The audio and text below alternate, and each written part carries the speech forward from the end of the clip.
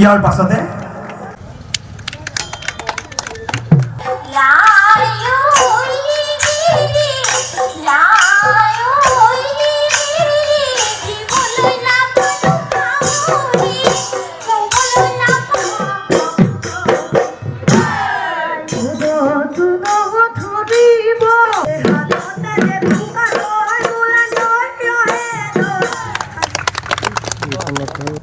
এবাৰ চাই দিয়া বৰ্ষসমূহৰ দৰে এই বছৰো আমি পিছলা আঞ্চলিক ছাত্ৰ সন্থাৰ উদ্যোগত ৰঙালী বিহু আদৰণি 2024 আয়োজন কৰিছিলোঁ ভোগপুৰ ৰঙমঞ্চৰ বাকৰিত।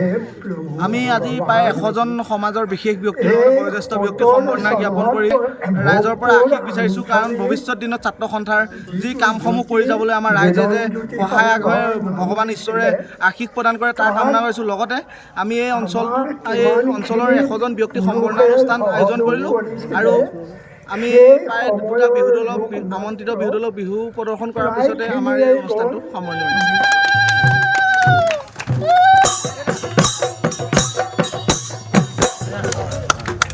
ইয়াৰ পাছতে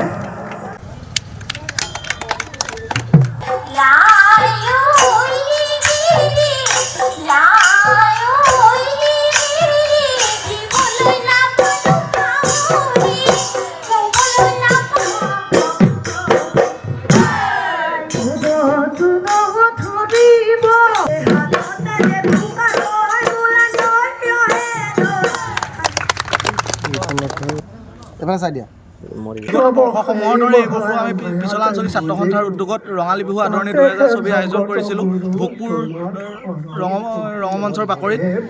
আমি আজি প্ৰায় 100জন সমাজৰ বিশেষ ব্যক্তি বয়োজ্যেষ্ঠ ব্যক্তিক সম্বৰ্ধনা জ্ঞাপন কৰি ৰাইজৰ পৰা আশীষ বিচাৰিছোঁ, কাৰণ ভৱিষ্যত দিনত ছাত্ৰ সন্থাৰ যি কামসমূহ কৰি যাবলৈ আমাৰ ৰাইজে যে সহায় আগবঢ়ায় ভগৱান ঈশ্বৰে আশীষ প্ৰদান কৰে তাৰ কামনা কৰিছোঁ। লগতে আমি এই অঞ্চলৰ 100জন ব্যক্তিক সম্বৰ্ধনা অনুষ্ঠান আয়োজন কৰিলোঁ আৰু আমি প্ৰায় দুটা বিহু দলক আমন্ত্ৰিত বিহু দলক বিহু প্ৰদৰ্শন কৰাৰ পিছতে আমাৰ এই অনুষ্ঠানটো সামৰণি মাৰিছোঁ।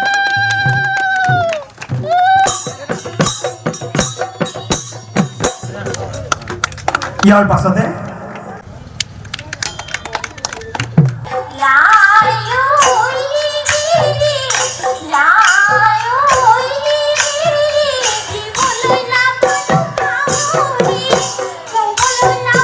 ৰাজ্যত নিৰ্বাচনী জ্বৰ।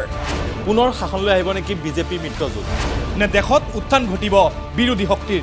অসমৰ 14টা লোকসভা সমষ্টিৰ প্ৰতিটো আপডেট ক্ষিপ্ৰতাৰে 2024 নিৰ্বাচনৰ সৰ্ববৃহৎ কাভাৰেজ। টাইলাইটৰ প্ৰতিটো ইলেকশ্যন কাভাৰেজ আগবঢ়াব star চিমেণ্টে। Powered by Data Machine.